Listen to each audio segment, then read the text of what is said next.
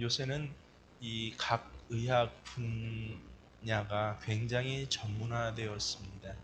그냥 내과, 예전엔 내과, 외과 정도였거든요. 그래서 조금 더 진행돼서 이제 정형외과라는 것들이 포함되고 그랬는데, 그런데 요새는 그 과가 얼마나 많은지요.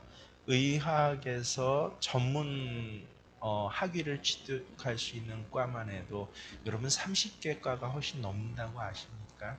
똑같은 의사 가운을 입고 똑같이 병원에서 우리를 치료해 주는데 사실은 30개가가 훨씬 넘는, 그리고 실제 이 30개, 32개 정도의 과라도 이것이 그냥 보통적으로 그렇게 있는 과들이지, 거기 더한 전문성들을 그렇게 더하면 훨씬 많이 우리의 몸들이 세분되고 또 연구되고 그리고 관찰되고 있다라고 하는 것입니다. 근데 그 중에서 굉장히 이 난제 가운데 있는 것이 바로 이 안과라고 합니다. 많은 치료술이 발달되고 의약품이 발달됐음에도 불구하고 이 안과에서 이 난제가 뭔지 아십니까? 바로 눈물이라는, 우리가 늘 흘리는 눈물, 이 사람의 눈에서 흘려낸 눈물 자체가 벌써 난제가 되고 있다고 합니다. 그래서 과학적으로 또 의학적으로 재료학적으로 분석을 하면요, 눈물은 눈물샘에서 분비되는 약한 알칼리성 물방울에 불과합니다. 그런 의미에서 이제 발전하면서, 옛날에는 안약이라는 게 하나밖에 없는데 요새는 언제나 이 안약과 더불어서 이 손가락 넓이만한 길이만한 그 아주 그 기밀이 잘 된 통에 들어있는 것들을 하나씩 더 처방을 해줍니다. 이른바 인공 눈물이라고 하는 것입니다. 그래서 이 인공 눈물을 우리 눈에서 흐르는 이 눈물의 재료학적 분석으로 그렇게 가장 비슷하게 만들었다라고 할지라도, 참으로 희한한 것은요, 실제 사람에서 눈물샘에서 흘려내는 눈물을 절대로 그대로 따라할 수 없다라고 합니다. 그러면 피조차 인공피가 나와서, 실제로 이 홍콩이나 이런 동아시아 지역에는요, 이 인공피에 대한 쓰임이 다양해지고 점점 개발되는데, 근데 아니 사람의 피조차 그렇게 인공적으로 만들어지는데, 사람의 눈에서 흘러내는 눈물은 인공적으로 만드는데 그 질과 또 그 기능을 다 하는 데는 너무도 부족하기 때문에, 가장 기초적인 이 재료 자체가 온전히 연구되거나 이 뛰어난 의학기술, 과학기술, 재료학기술에서도 대체될 수 없기 때문에, 그래서 제일 어려운 학과가 어딥니까? 라고 하면 안과이고, 또 다른 의미에서 제일 쉬운 학과가 어딥니까? 라고 하면 안과라고 해요. 그래서 좀 더 발전시키기 위해서 애쓰자라고 하면 너무도 어려운 학과요. 이 그것들을 그냥 포기하고 그냥 여지껏 정도의 어떤 기술과 수술 기법으로 처리하고자 하면 너무 쉬운 학과가 바로 안과다라고 하는 것입니다. 참 연구해보고 들여다보면 그래서 얼마나 신기한지 모릅니다. 이 눈물이란 것은 알칼리성의 작은 액체에 불과하지만, 실제로 여러분 그 눈물 안에는요, 이 재료학적인 의미보다도 실제 인간 몸에 또 마음에 영향을 미치는 대단한 기능과 효능을 가지고 있습니다. 한 방울의 눈물은 무쇠 같은 마음을 움직이고 녹이는데, 이 눈물을 능가할 것이 거의 없습니다. 눈물 때문에 사랑하게 되고요, 눈물을 보고 용서하게 되고, 눈물은 우리가 가진 무한한 애정과 또 내 자신에 대한 여러 가지 일들을 어느 유창한 웅변보다 더 실감 있게 또 설득력 있게 보여주기도 합니다. 그래서 유명한 스피얼전 목사님이 그러셨어요. 마른 눈으로는, 눈물이 없는 눈으로는 천국에 갈 수 없다라고 그렇게도 말씀하셨습니다. 성경을 보니 예수님이 하나님이시잖아요. 놀랍게도 하나님이신 예수님인데도 역시 예수님이 우셨다, 눈물을 흘리셨다라고 그렇게 기록된 장면이 3번이나 나옵니다. 그 첫째는 요한복음 11장 35절에 기록되어 있는 그 내용들이에요. 사랑하는 벗 나사로의 죽음을 보고 예수님이 우셨다라고 합니다.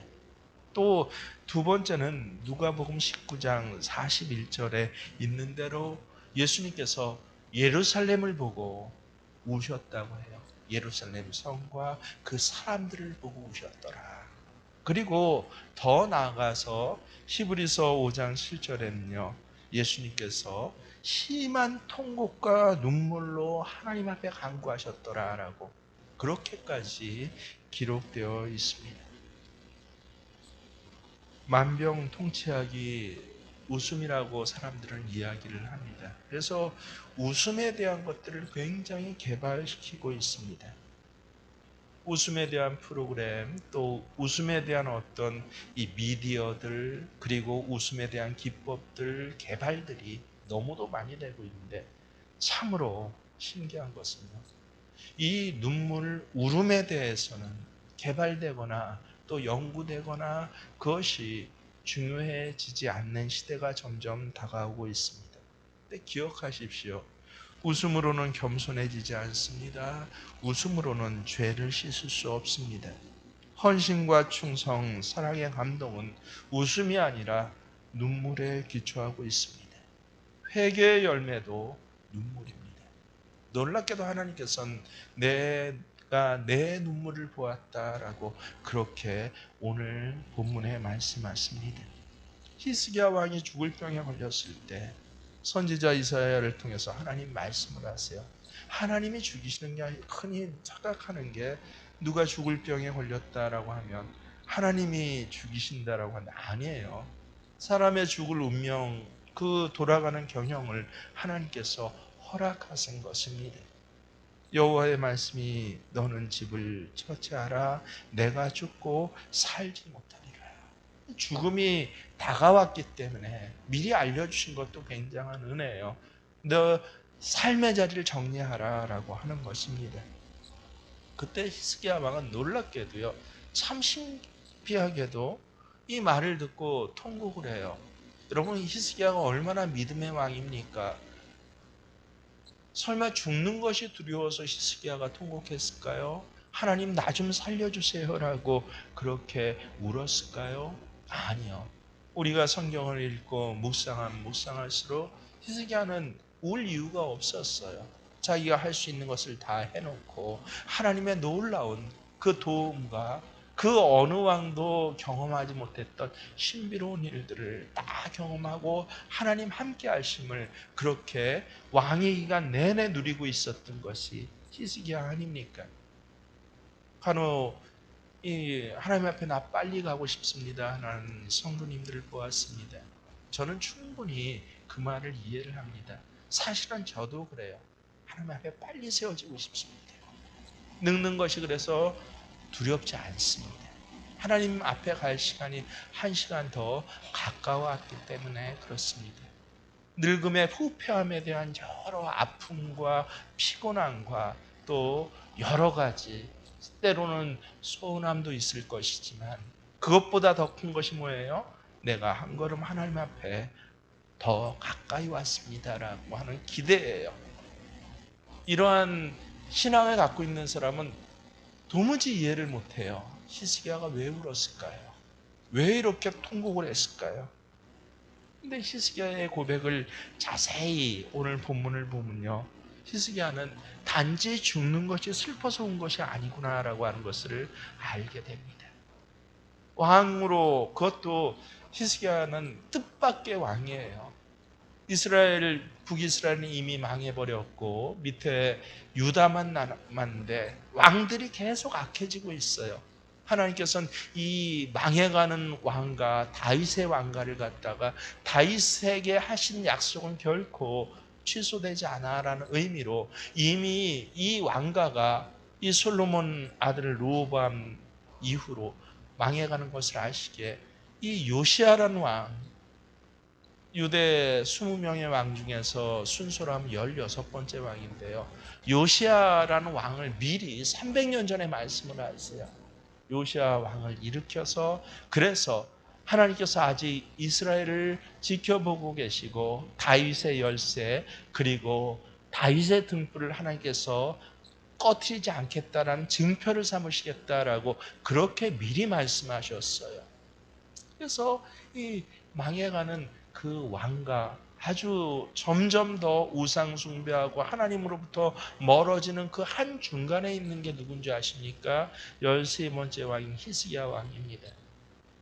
근데 놀랍게도 이 아비도 참으로 가장 악한 왕 아하스 아닙니까?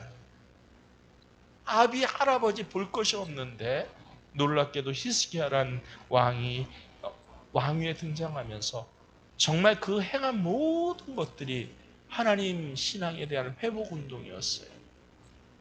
찬양대로부터 시작하여서 기도력으로부터 시작하여서 모든 예배 시스템 그런 것들을 정비를 하면서 우상들을 갈아서 물에 뿌려버리면서, 그래서 예견하지 못했던, 성경에 알려지지 않았던 이 뜻밖의 왕이, 이 왕이 기간 가운데 행한 일은 놀라운 일이었습니다. 히스기야가 왜 울었을까요? 이것이 마무리되지 않았다는 것이에요. 이른바 내가 신앙생활을 열심히 했는데, 그래서 이 열심히 한 이유가 무엇입니까? 그저 나 하나 천국 가자라고 열심히 했을까요? 아니에요. 유대를 하나님 앞에 다시 세우겠다라고 하는, 히스기야는 요시야를 몰랐거든요. 자기 다음에 세워질 왕이니까요.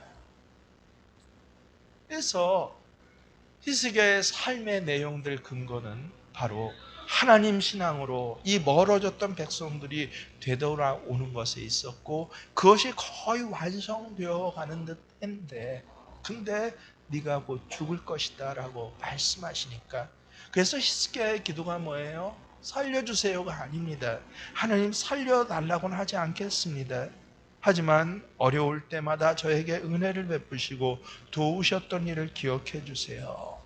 제가 왕으로서 사리사욕을 채우지 않고 오직 여호와 하나님을 섬기며 백성들을 사랑하며 하나님 앞에 이 백성들을 세우기 위해서 여기까지 왔는데, 난 저의 마음의 중심을 다시 한번 봐주세요. 히스기야의 이 기도가, 통곡을 하면서 드려지는 이 기도가 얼마나 하나님 마음에 흡족했는지요. 변개하지 않으신 하나님, 실수하지 않으신 하나님, 그 하나님께서 이것을 명령한 이사야가 왕성 밖에 나가기도 전에 취소를 시켜버리셨어요. 야, 이사야야, 다시 히스기야에 들어가서 너는 죽지 않을 것이야. 죽을 것이 내게 정해진 날이었지만 내가 그것조차 바꿔줄게 라고 하면서 15년에 그렇게 생명을 더 연장해 주실 뿐만 아니라, 생명만 연장해 주십니까? 오늘 히스기야에게 약속하신 것들을 보십시오. 얼마나 놀랍고 풍성한 것을 약속하신지 모릅니다. 그래서 히스기야는요, 다른 무엇보다도 하나님의 마음을 감동시키는 그 아름답고 힘있는 눈물을 흘렸던 왕이 바로 히스기야 왕이었던 것입니다. 눈물에는 이러한, 어떤 눈물은요, 한탄의 눈물이 있어요. 어떤 눈물은 분노의 눈물, 무능의 눈물, 무기력의 눈물도 있습니다. 또 어떤 눈물은 때때로 기쁘고 감사해서 드리는 눈물이 있는데, 근데 히스기야의 눈물은 아름다운 눈물이었던 것입니다. 아주 예전에 제가 이 방송에 나왔던 사연들을 든 게 잊혀지지를 않습니다. 이 100년을 기약하면서 달콤한 연애를 하던데, 이 두 남녀의 꿈이 너무나 희망에 부풀어 있었습니다. 그 당시 남자는 제법 넓은 평수의 아파트를 이미 준비했다고 합니다. 여자도 이 직장 다니면서 이 넓은 아파트를 보고 감동하고 이것을 채울 만한 여러 가지 세간도 하나하나 다 알아보면서 꿈꾸듯 그렇게 결혼의 기간을 준비해 갔다고 합니다. 그런데 이 신부 될 이 사람의 아버지가 갑자기 사업상 문제가 생겨서 회사 문을 닫습니다. 그 충격으로 아버지가 쓰러져 버렸습니다. 그래서 병원에 입원하게 되었습니다. 옛날엔 결혼식 하면 한 6개월 준비하잖아요. 양가 인사하고 뭐하고 좋은 날 잡아서. 그래서 결혼 날이 점점 다가오는데 근데 한 달 딱 앞둔 날에 이 남자가 이 신부 될 여인의 손을 잡고 아픈 고백을 하는 것입니다. 내가 전에 보여줬던 그 아파트는 사실은 자기의 것이 이제 아니다라고 하는 것이에요. 여자도 이 서운한 것이 아니라 다행스럽게 생각됐다고 합니다. 저 이 넓은 아파트에 채울 그 준비한 혼수 용품을 다 살 수 있는 형편이 갑자기 한두 달 사이에 안 된 것이에요. 그래서 어렵사리 단칸방에서 신혼살림을 차리게 되었다고 합니다. 근데 이 남편이 가져오는 이 맞벌이 하면서도 이 월급이 결혼 전에 이야기했던 것보다 너무 작았습니다. 그래도 이 여인은요, 신혼의 기간을 너무 기쁘게 보냈대요. 이 한 3년간을 그렇게 가난하고 힘들어도 그래도 기쁘게 보냈는데 그 3년 사이에 여자의 아버지도 건강을 회복하고 다시 사업을 시작했습니다. 그리고 사업도 점점 잘 되고 옛날에 그런 잃어버렸던 것들을 다 찾을 만큼 그래서 어느 정도 꽤 이 친정집이 부자가 되었습니다. 근데 사람의 마음이 참 이상한 것이었습니다. 친정집이 어려울 때는 모든 것이 감사했대요. 남편이 가져오는 작은 월급에도 감사하고 저녁 때 사오는 붕어빵 하나에도 감사하고 좋은 옷 못 사줘갖고 그래갖고 앞치마 대신 사준 거에도 감사하는데 근데 너무도 이상한 것이 친정집 형편이 좋아지니까 자기의 모습이 왜 그렇게 초라해 보이는지 모르는 그래서 너무나 그것이 비통하고 또 부끄럽고 슬픈 시간이 갑자기 찾아왔다라고 합니다.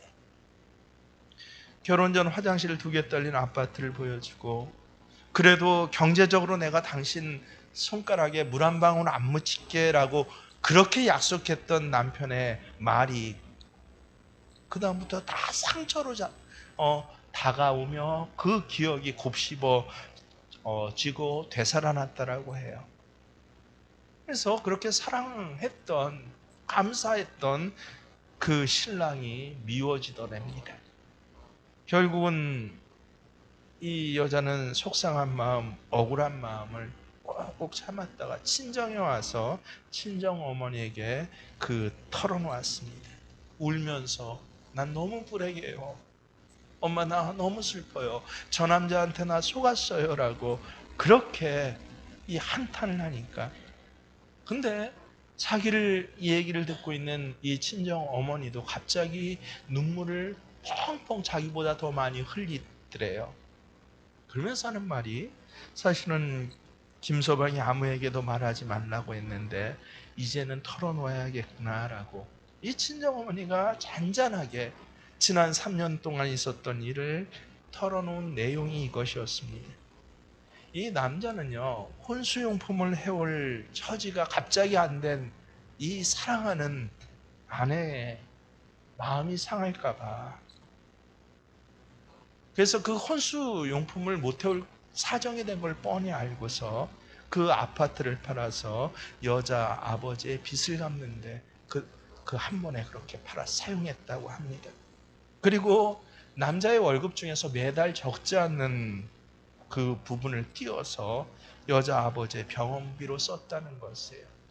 이 딸은 그것을 아무것도 몰랐어요. 망해도 집에 돈이 좀 있으려니 적어도 아버지 병원비 정도는 할 수 있으려니 생각하고 관심을 두지 않았는데 사실은 그 모든 것들이 어디서 나온 거예요?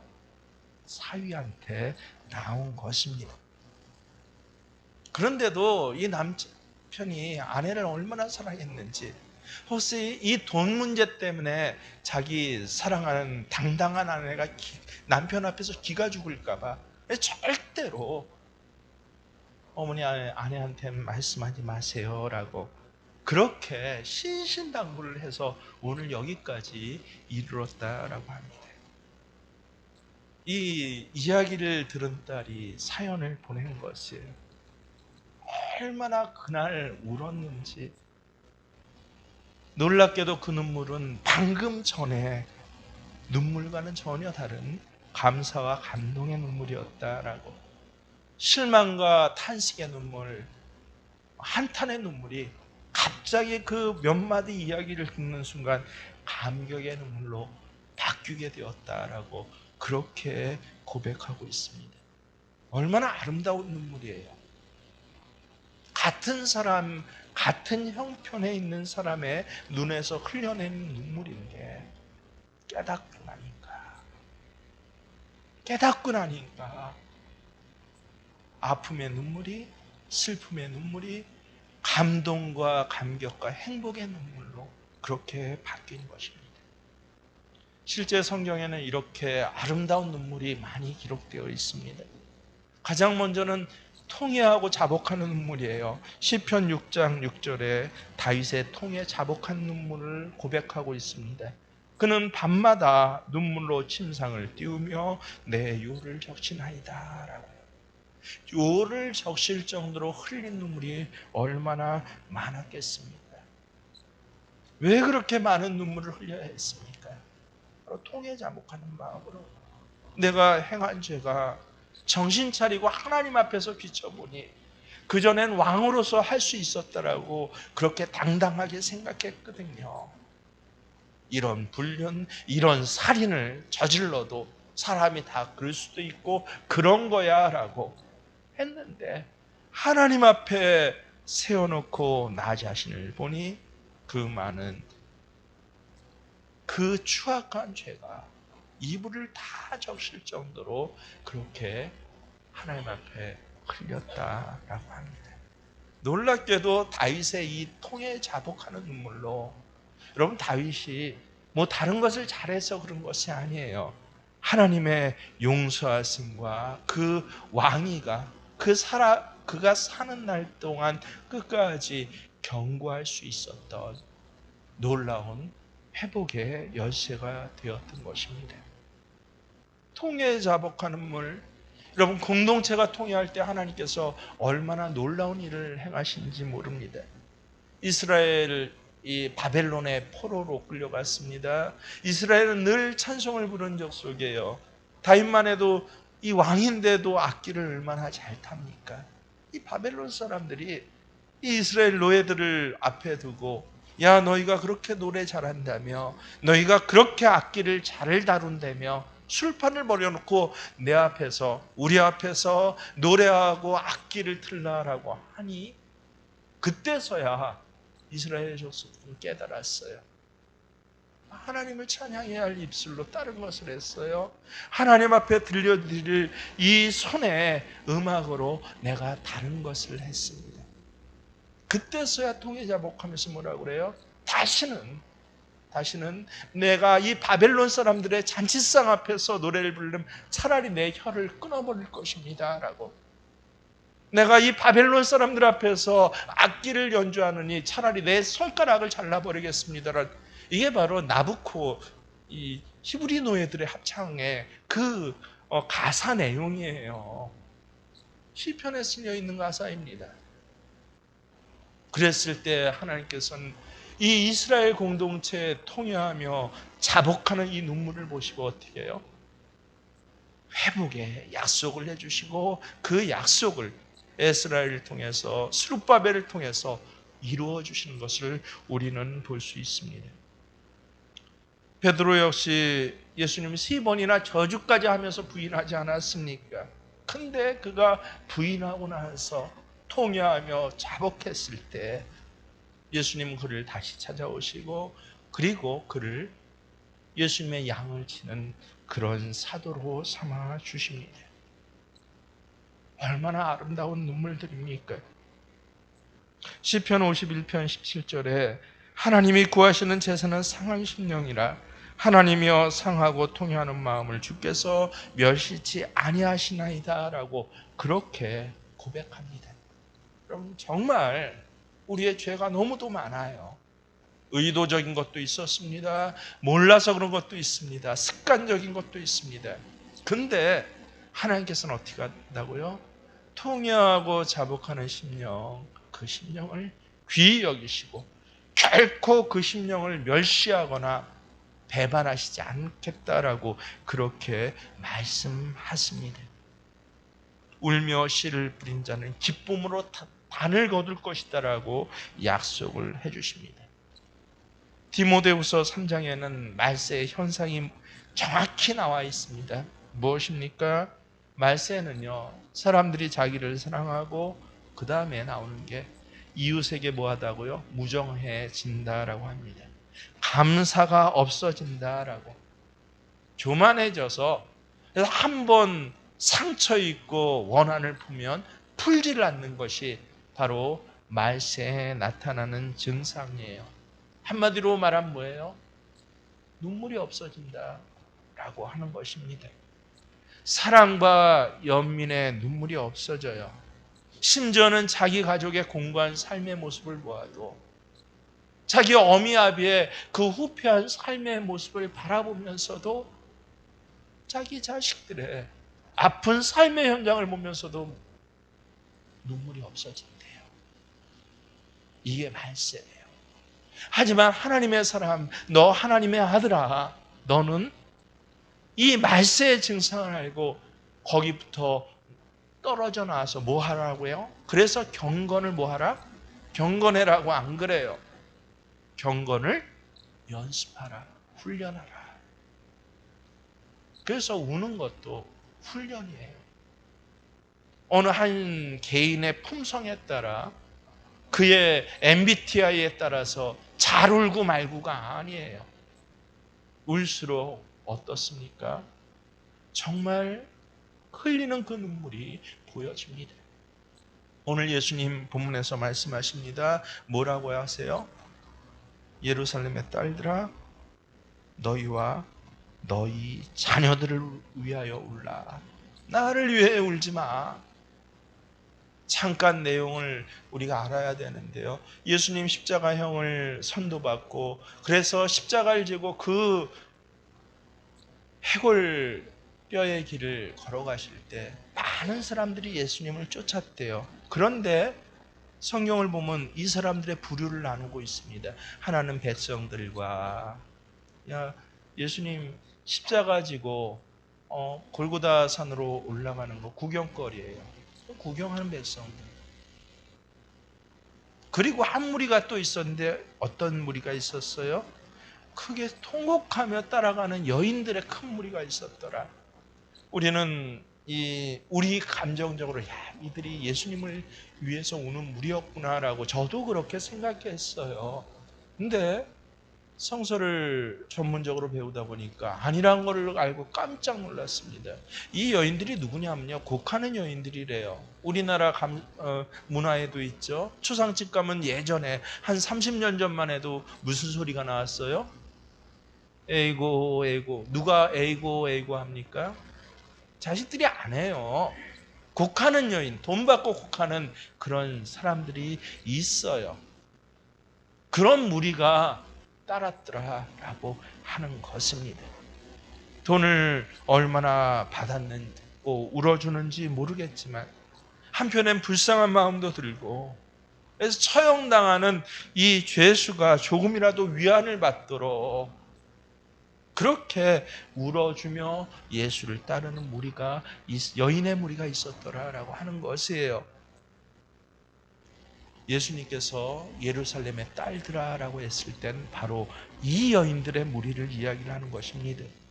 정작 예수님 믿고 예수님 사랑했던 소수의 여인들은요, 너무 두려워서 소리도 내지 못하고 아마 속으로만 울었을 것이다라고 이 본문을 공부하고 이해한 후에야 그게 보여지는 거예요. 나 자신에 대입해 보니까 정말 너무도 사랑하고 슬픈 아픈 일을 당해서 눈물이 안 나오더라고요. 너무 사랑하는 그 사랑의 고백이 되더라고요. 밖에 소리내면서 크게 우는 것, 그래서 예수님께서는 예루살렘의 딸들아, 이른바 이 예루살렘의 딸들 중에는 돈 받고 우는 사람도 있었고 그저 눈에 보이기에 참 예수님 모습이 처량해서 예수인지를 몰라요. 하지만 처량해요. 세상에 요새 개, 고양이 불쌍한 모습을 보고도 방송에서 다 눈물 짓는 게 우리들 아닙니까? 사람들이 하도 눈물이 없어지니까 전쟁이 나서 가자 지구에서 하루에 수백 명이 지금 죽어가고 있는데도 그걸 보면서 놀라긴 하지만 관심은 갖지만 울질 않아요. 시대가 그렇게 되니까 방송이 어떻게 해요? 차라리 개, 고양이의 모습이라도 슬프고 아픈 모습이라도 보였어. 그래서 한편에 이 눈물의 카타르시스를 느끼게 하는 것도 요새 한 경향 아닙니까? 예루살렘의 딸들아, 우는 게 잘못됐다는 게 아니에요. 울어라, 울어라. 근데 나를 위해서 울지 말고 누구를 위해서? 너희와 너희 자녀들을 위해서 울라. 울어야 할 눈물이 성도들에겐 있어요. 여러분, 십자가 지고 가는 저 죄수가 불쌍해서 울 수도 있지만 정말 우리가 흘려야 할 눈물은 내 자신의 모습이에요. 하나님 앞에서 내 모습이 어떤 모습입니까? 예수님 말씀하세요. 보라, 날이 이르면 사람이 말하기를 잉태하지 못한 이와 해산하지 못한 배와 먹이진 못한 젖이 복이 있다 하니라. 가장 큰 기쁨이 뭐예요? 애를 잉태해서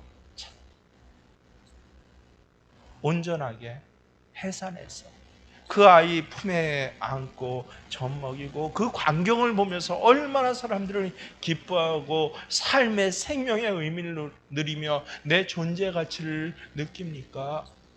근데 말세가 되면요, 이 마지막 때가 오면 오히려 여기서 기쁨을 얻고 생명을 얻었던 그런 사람들이 차라리 애를 안 낳았으면 그 사람이 더 복이 있다는 그런 시대가 올 거라는 것이에요. 그것을 알고 너희는 울라는 것입니다. 무거운 십자가 형틀을 짊어지고 그렇게 저 힘든 골짜기 길을 올라가는 죄수가 불쌍해서가 아니라 하나님 앞에서 너희 당할 운명을, 그 영혼의 고통과 영혼의 아픔을 바라보면서 울라는 것입니다. 자식이 좋은 학교 못 가고 좋은 직장 못 가서 우는 것이 아니라 이 자식이 앞으로 하나님 앞에서 당할 운명을 바라보면서 울라라고 하는 것입니다. 우리는 정말 예수님이 울라라고 명령한 그 시대에 이미 살고 있습니다. 울어야 하는데 울질 않아요. 내 자신의 모습을 보고 내 자식의 운명을 바라보면서 울어야 하는데 내 눈에는 돈밖에 안 보여요. 내 눈에는 자리밖에 안 보여요. 연봉밖에 보이지 않습니다. 바로 우리가 살고 있는 시대에 울라. 너 영혼과 내 자녀들의 살아갈 날들의 그 영적인 상황을 바라보면서 너희는 울라라고요. 왜요? 하나님 아버지는 우리 눈물을 보시기 때문에 그렇습니다. 하나님, 우리의 기도를 담은 금양로와 함께 성도들의 눈물을 담은 병을 함께 가지고 계시다라고 합니다. 나의 유리함을 주께서 계수하셨으니 나의 눈물을 주의 병에 담으소서. 이것이 주의 책에 기록되지 아니하였나이까. 계시록에서 또 말씀하십니다. 또 다른 천사가 와서 제단 곁에 서서 금양론을 가지고 많은 향을 받았으니 이는 모든 성도의 기도들과 합하여 보좌 앞 금단에 드리고자 함이라. 기도의 향로와 눈물의 병을 가지시고 하나님 이것을 귀히 여기셔서, 그래서 탈무드에는요 기도로 열리지 않는 천국 문도 눈물에는 하나님 열어주신다라고 합니다. 여러분 오늘 무엇 때문에 우셨습니까? 늙어가는 내 모습 때문에 우셨습니까? 아니면 상처 입고 아파하는 고향의 저 모습 때문에 우셨습니까? 그것도 아니면 저 가자지구 폭탄 한가운데서 오늘도 구호 물품이라도 받아보고자 하는데 그 아래서 떨어지는 낙하산 물품 때문에 맞아 죽는 그 소식을 듣고 우셨습니까?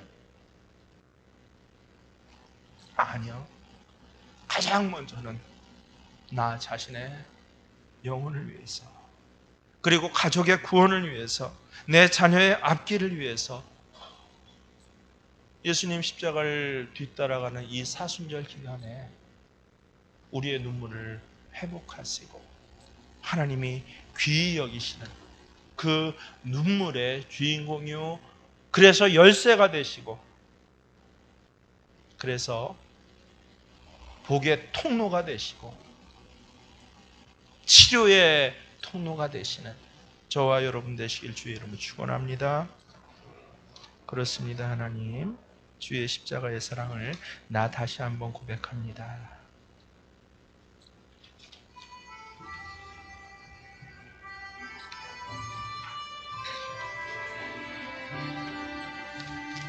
십자가 그 사랑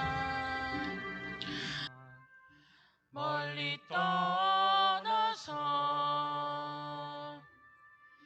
무너진 나의 삶 속에 잊혀진 주 은혜,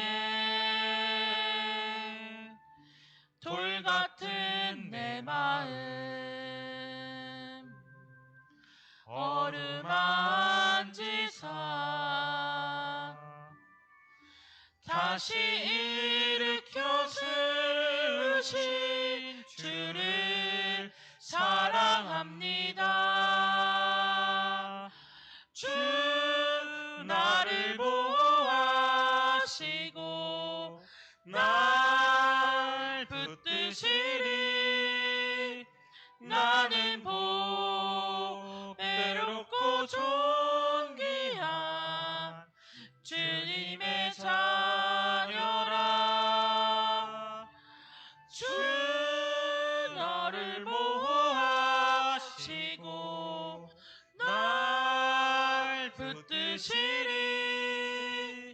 나는 외롭고 존귀한 주의 자녀라. 지나간 일들을 기억하지 않고 이전에 행한 모든 일 생각지 않으리. 사막의 강물과 길을 내시는 주, 내 안에 새 일을 하시 주만 바라보리라. 주 너를 보호하시고 널 붙드시리. 너는 외롭고 존귀한 주님의 자녀라. 주 너를 보호하시고 널 붙드시리.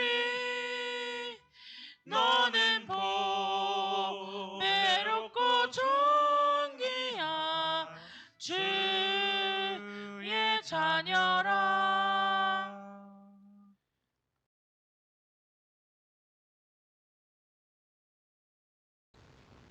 그렇습니다, 주님.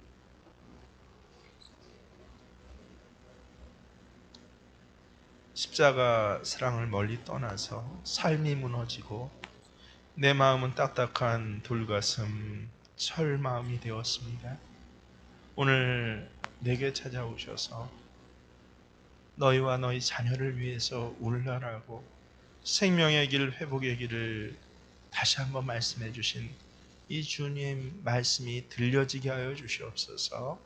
내 눈에서 흘려진 눈물이 하나님 앞에 올려지는 눈물병에 담겨지게 하여 주시옵시고, 그래서 죽을 연수도 하나님 바꾸어 주시고 망할 상황도 하나님 일으켜 세워 주시옵시며, 또 그 모든 죄가를 다 용서하시고 오히려 하나님 생명을 더해 주신 주의 이 놀라운 역사에 참여할 수 있는 사순절의 영성 되게 하여 주시옵소서.